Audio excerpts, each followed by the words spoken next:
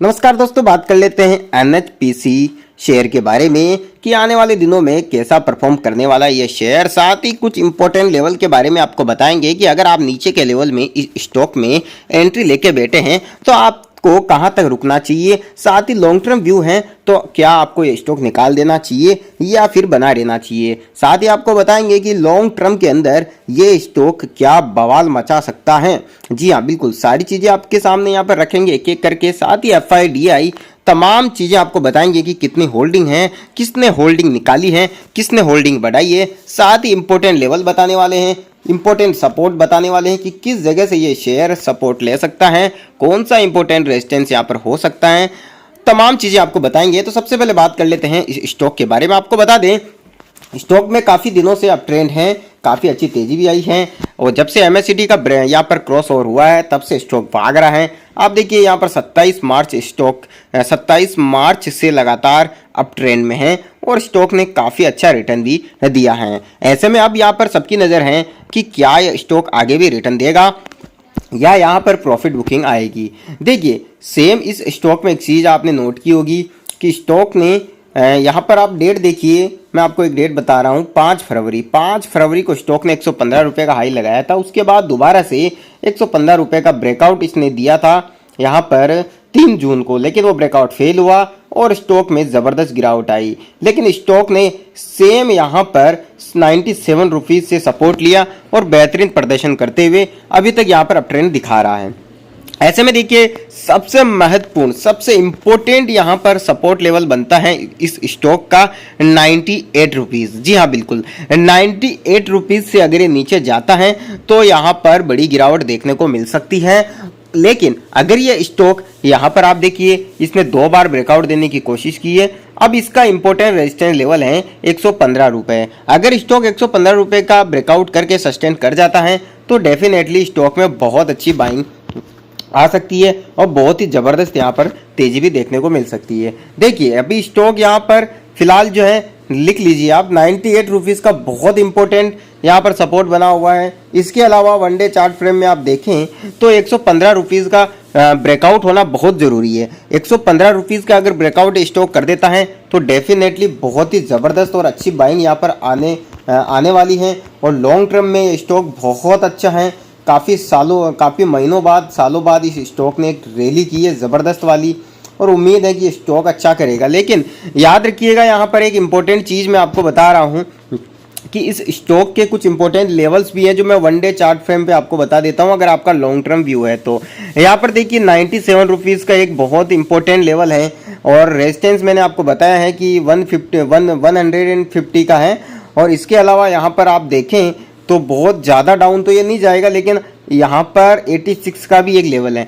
अब आपको क्या करना है, देखिए सीधी सी बात है, यहाँ पर आपको ध्यान रखना है अगर आपने अभी तक ये स्टॉक नहीं खरीदा और हो सकता है आपकी इच्छा है कि ये स्टॉक आप खरीदें, आपका पोर्टफोलियो में रखें, तो यहाँ पर आपको लेवल ध्यान में रखना है कि ये 100 से नीचे नहीं जाना चाहिए। अगर 100 के नीचे ये स्टॉक क्लोजिंग देता है तो जाहिर सी बात है यहाँ पर अच्छी सेलिंग देखने को मिल सकती है और ऐसे में आप भी पैनिक हो सकते हैं।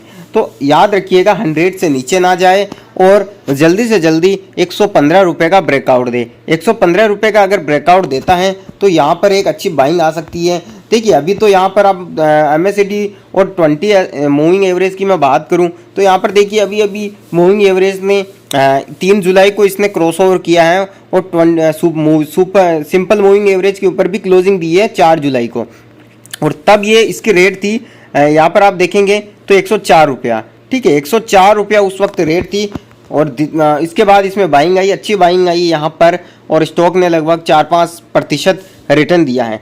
तो अब देखिए अभी अप ट्रेंड में है और नेक्स्ट टारगेट इसका 120 रुपया हो सकता है, लेकिन इससे पहले इस स्टॉक को 115 रुपये का ब्रेकआउट देना बहुत ज़्यादा ज़रूरी। 115 रुपये का ब्रेकआउट देगा, नेक्स्ट डे सस्टेन करेगा, उसके बाद ही ये स्टॉक अप मूव में कंटिन्यू रहेगा।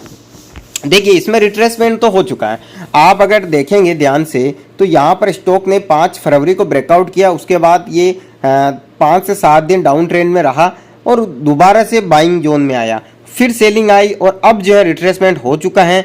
आप 27 जून तक के आसपास इसका रिट्रेसमेंट मान सकते हैं। इसके बाद इसने तेज़ी दिखाई है, तो उम्मीद है कि ये अब जो है अच्छी कैंडल्स बनाए ग्रीन ग्रीन वन डे में, और 120 रुपये के आसपास अपना हाई बनाए, पुराना जो लेवल है उसका ब्रेकआउट दे।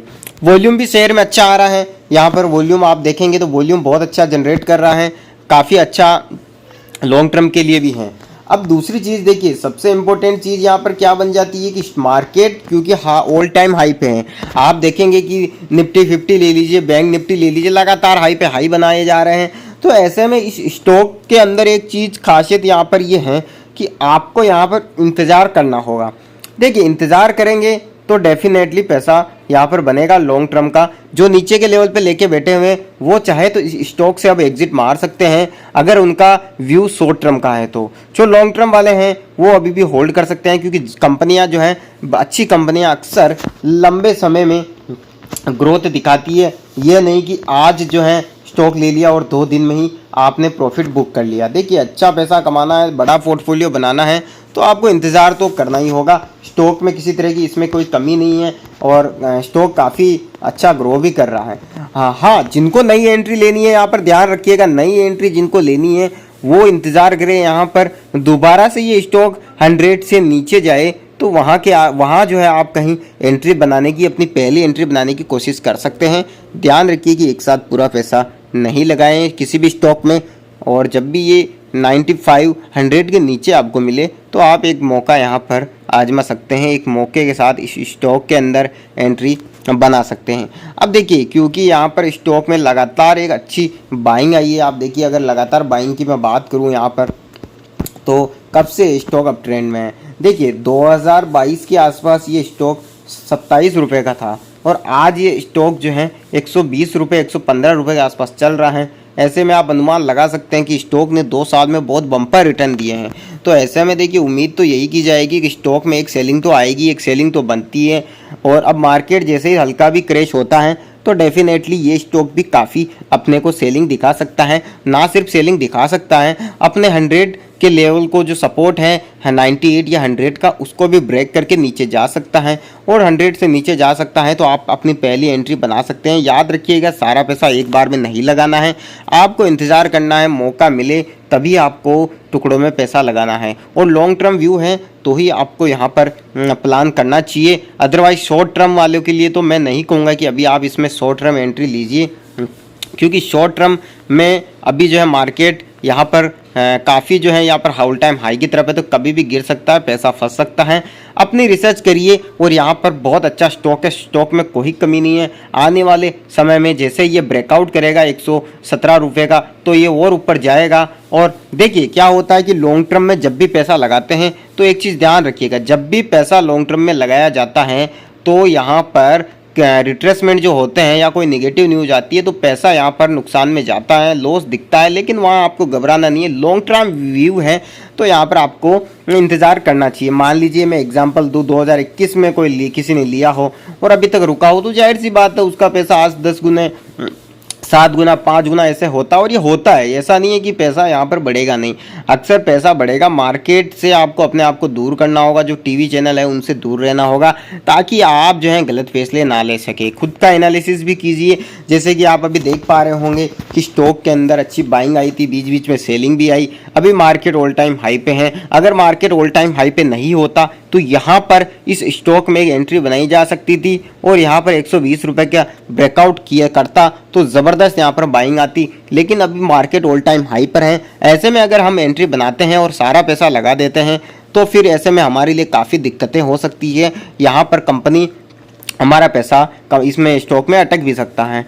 तो आप यहाँ पर रिसर्च करिए खुद की और देखिए कि इस स्टॉक में आपको कहाँ मौका मिल रहा है। मेरे हिसाब से 100 के नीचे इस स्टॉक में एंट्री लेना बहुत अच्छा माना जाएगा और जो नीचे के लेवल पर लेके बैठे हैं वो अपना जो कॉस्ट है वो निकाल कर स्टॉक को आप ऐसे ही छोड़ सकते हैं। दूसरी चीज़ आप देखें तो यहाँ पर एक चीज़ देखने को मिलती है कि इस स्टॉक के अंदर एक रेंज बनी हुई है। आप देखिए रेंज अगर आप देखें तो 77 रुपीज़ से रेंज का ब्रेकआउट किया और फिर सीधा ही अप ट्रेंड में आया। अब इसने 2 बार रिट्रेसमेंट भी किया है तो इस बार इसका जो है ऊपर निकलना बनता है। यहाँ पर मेरे ख्याल से इस शेयर को 115 रुपये का ब्रेकआउट जैसे ही करेगा इस बार 120 या 125 रुपये तक तो इसको जाना ही चाहिए और अपना यहाँ पर एक नया हाई बनाए और ब्रेकआउट करें। मार्केट के अंदर ध्यान रखिए, जब भी पैसा लगाएं सोच समझ कर लगाएं, क्योंकि यहाँ पर इस वक्त का मार्केट ऐसा नहीं है कि आप शॉर्ट टर्म के लिए पैसा लगा दें। अभी आप जो है थोड़ी रिट्रेसमेंट आने दीजिए, थोड़ी सेलिंग आने दीजिए। FIDI क्या कर रहा है, कौन जो है होल्डिंग बढ़ा रहा है, कौन डिक्रेज कर रहा है, उसके बाद ही डिसीजन लीजिए, ताकि जो है लॉन्ग टर्म आप बने रहें। और देखिए लॉन्ग टर्म में जो पैसा हम लगाते हैं वो अक्सर जो है अपना पैसा सेफ रहता है। और अब आपको अगर इस स्टॉक में एंट्री लेना है तो आप थोड़ा रुकिए, एक सेलिंग आने दीजिए, उसके बाद ही बाई ऑन डिप करते जाइए।